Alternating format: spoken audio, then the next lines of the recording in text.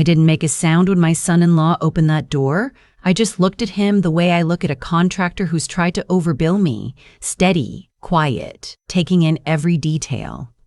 He didn't know what to do with that. People rarely do. My daughter was standing behind him in the hallway, still in her coat, her two boys pressed against her sides like they'd been glued there. The older one, he's 7, he had his dinosaur backpack on. The younger one was holding a stuffed bear so tightly the thing was nearly flat. 4 suitcases were lined up on the porch behind them. My daughter's eyes were red and swollen in that specific way that only comes from crying for hours, not minutes. There's a difference. I know it well. She said, "Mom, I didn't know where else to go." I said, "Get in the car. We'll talk about it when we get home." Her name is Laurel. She has her father's cheekbones and my stubbornness, which I've always considered a gift, even if she hasn't always agreed. She married into a family that had money and liked to remind people of that. Her mother-in-law, a woman I'll call Renwick, because that was her surname, and she preferred it to her first name, which tells you something right there, had been circling my daughter for years before she finally moved in for the kill. I had known from the beginning that this woman didn't think my daughter was good enough for her son. She made it known in small ways first, the too long pause before complimenting something Laurel cooked, the way she'd address her son directly when Laurel had just asked a question, showing up at family dinners with unsolicited opinions about Laurel's career, her parenting, her finances. Small cuts, nothing you could hold up and say, "This is the thing she did." But I'd been watching. I spent 31 years in commercial real estate in this city. I started as a leasing agent in my early 30s, worked my way into property management, and eventually built a small portfolio of my own, mostly mixed-use buildings in the annex and a couple of retail units out in Oakville. Nothing that would make the papers, but enough to understand exactly how people use money and property as leverage over the people they want to control. Renwick's family ran a small manufacturing business outside Hamilton. Nothing fancy. 3 commercial properties they'd inherited, leased out. Her son, my son-in-law, had grown up with the belief that the Renwick family name meant something, which is the kind of belief that tends to make a person difficult to be married to. I never disliked him personally. I want to be honest about that. He was a decent enough man when Renwick wasn't in the room. The problem was she was always in the room, even when she wasn't there physically. He'd been trained since childhood to defer to her, and he had no idea how to stop. What happened in October happened fast, the way these things always seem to when they've actually been building for years. Laurel had been working as a bookkeeper for a small architectural firm near King West. She'd taken the job 3 years earlier, part-time first, then full-time once both boys were in school. She was good at it. She liked numbers, always had, same as me. Renwick had been telling her son for months, I found out later, that Laurel was mismanaging the household finances. Not stealing, not exactly that word, but the implication was there. Where was the money going? Why were there shortfalls? She had printed out bank statements, highlighted certain withdrawals, a trip to the dentist for the younger boy, a car repair, a winter coat from the bay. She had framed ordinary life as evidence of something sinister. Then she went to Laurel's employer. I still have trouble saying that out loud without my hands clenching. She went to the architectural firm where my daughter worked and told them. I don't know exactly what she said.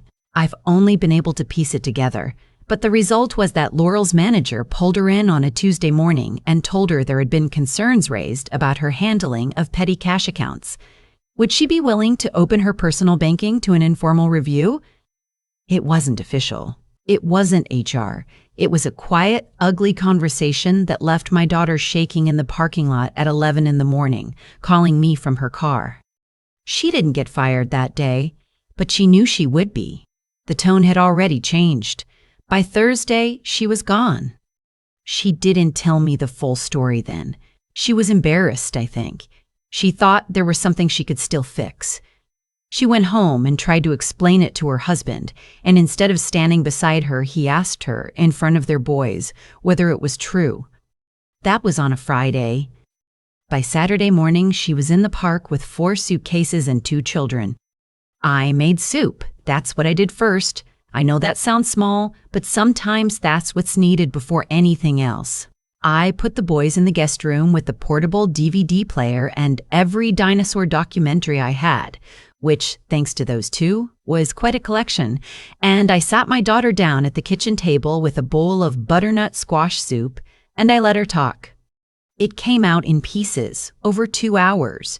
The petty cash allegations, the bank statements Renwick had printed, the conversation with her manager, the moment her husband looked at her with doubt on his face, every piece of it. I listened without saying much. I have learned over decades that the most important thing in the first conversation is not to solve anything. It is to be a place where the other person can put it all down. When she finally stopped talking, she looked at me across the table and said, "She has documents, Mom. She went to them with actual documents." "What kind of documents?" "Bank statements, I think, with things highlighted. I don't know exactly. Marcus wouldn't show me. He said his mother had shown them to him privately." I said, "Okay." She said, "She's done something, I don't know what exactly, but she's done something with real paper in her hands, and now everyone believes her." I said, "Let me ask you something. The petty cash at work, what was the amount she was suggesting was missing?" Laurel looked at me. "A few $100s over 6 months, they said." "And have you ever taken a single cent that wasn't yours?" "No." "Then the documents are either fabricated or she's found a way to make something ordinary look like something else." I put my spoon down. "Either way, paper can be answered with paper." I want to be clear about something because I know how this kind of story tends to get told. I was not calm because I was cold. I was not calm because I didn't care. I was calm because I had been through enough in my life to know that panic is a resource, and once you spend it, it's gone. I needed mine later. What I didn't tell Laurel that night, what I didn't tell anyone for a while, was that I had a piece of information sitting quietly in the back of my mind, like a card I'd been holding since the previous spring. The previous spring, I had been approached about a portfolio acquisition. A small property management company in the Hamilton area had been listed quietly, off-market, through a commercial broker I'd worked with for 20 years. 4 properties, 2 industrial, 2 retail.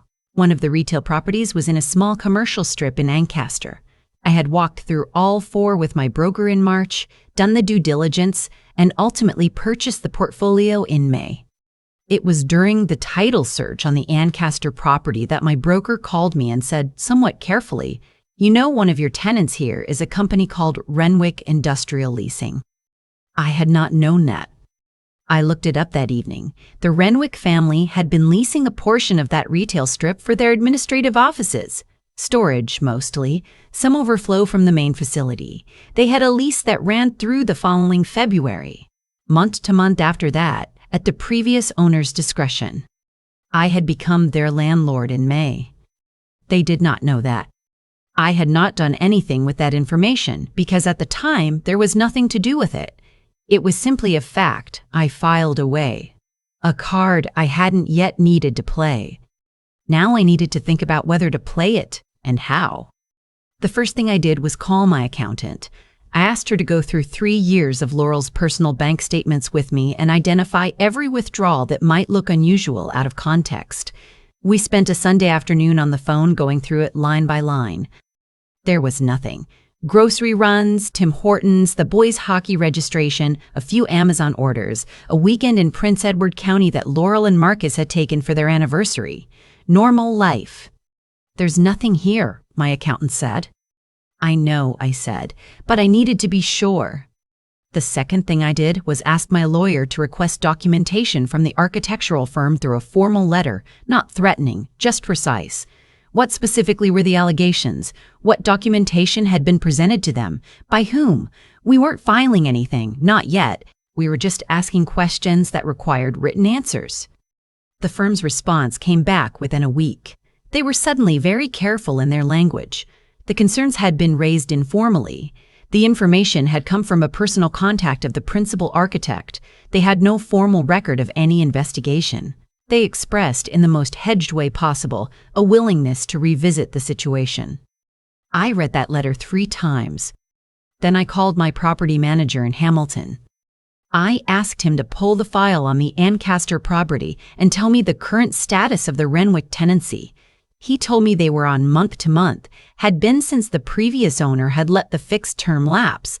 They had been slow to pay twice in the past year. He'd sent reminders both times and they'd caught up, but it hadn't been smooth. I asked him to prepare a notice of non-renewal. Standard form, 30 days as required under the commercial tenancy provisions. Nothing aggressive.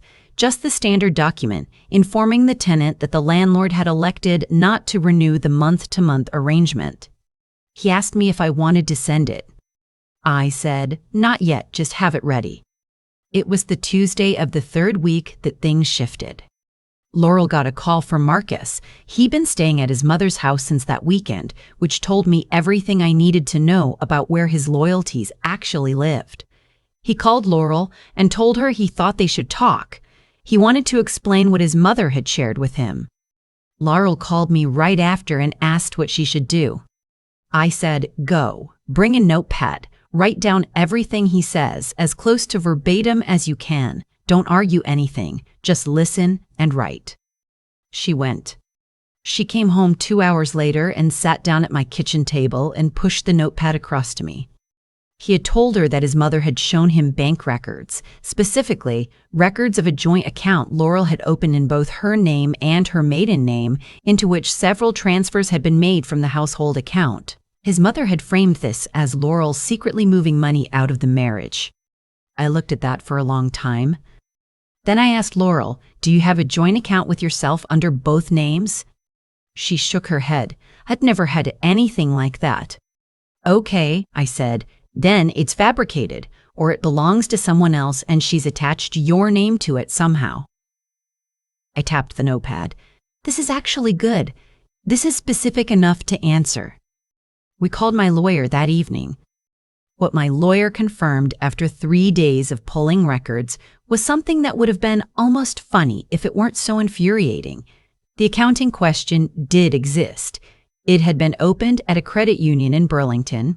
The name on the account was close to Laurel's, same first name, slightly different middle initial, same last name. The address on file was a postal box, not a home address. It was not Laurel's account.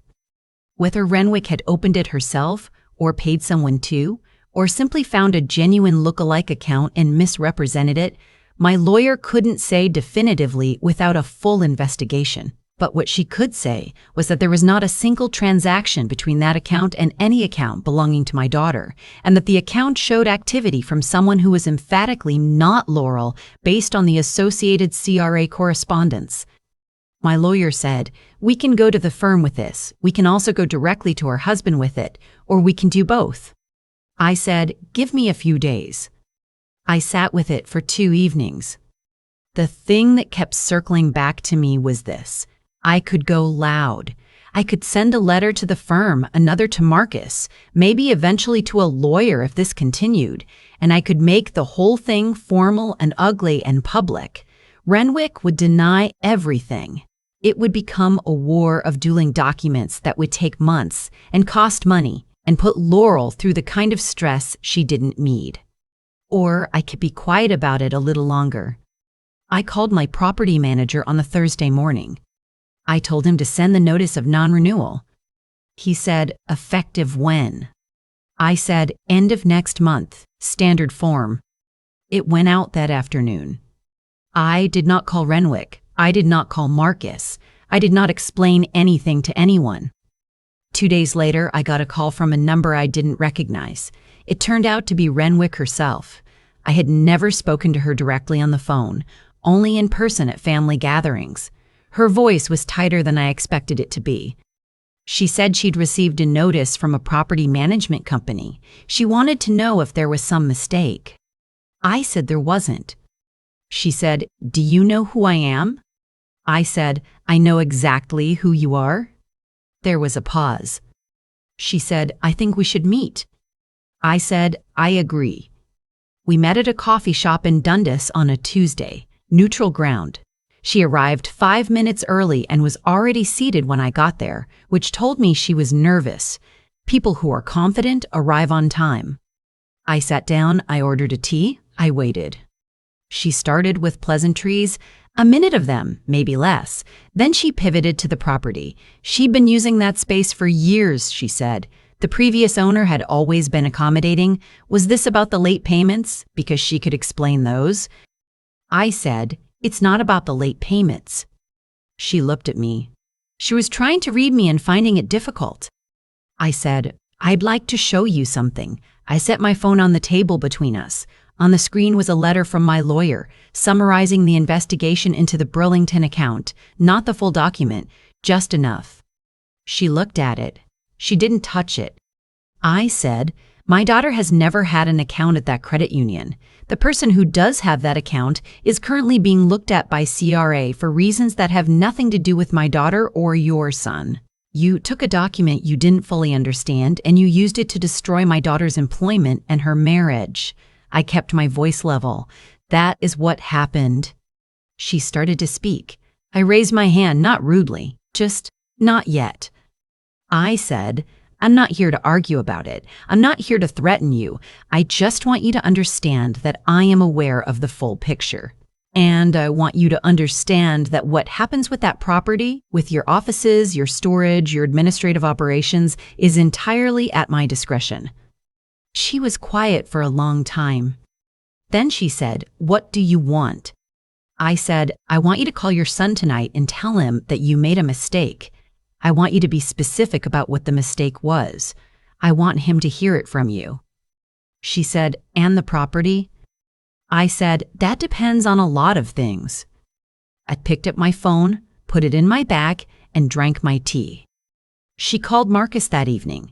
I don't know exactly what she told him. I know it was enough because he called Laurel the following morning, and the call lasted over an hour, and Laurel came downstairs afterwards with her eyes red again, but in a different way. Not the hollow red of someone who has been broken. The other kind. It took time after that. These things always do. A marriage that has been cracked in a certain way takes a long time to repair, and some cracks stay visible no matter what. I won't pretend otherwise. Laurel and Marcus did what they needed to do, slowly, imperfectly, the way people do.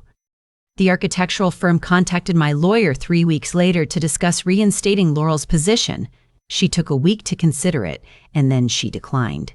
She found something better in January at a mid-sized firm over on Adelaide. The money was better. So was the walk. I renewed the Renwick tenancy in March, month to month, same as before. I didn't do it out of generosity. I did it because the space was otherwise vacant, and a mediocre tenant paying rent is still better than an empty unit. That's not sentiment. That's just real estate. The boys came into my kitchen on a Sunday in April to help me make pancakes.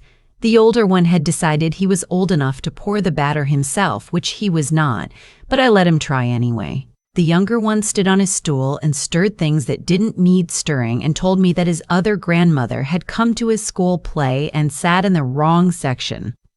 I said, "Did she enjoy the play?" He shrugged. "She said I was loud." I said, "You were supposed to be loud. That's what plays are for." He considered this carefully. "I thought so," he said.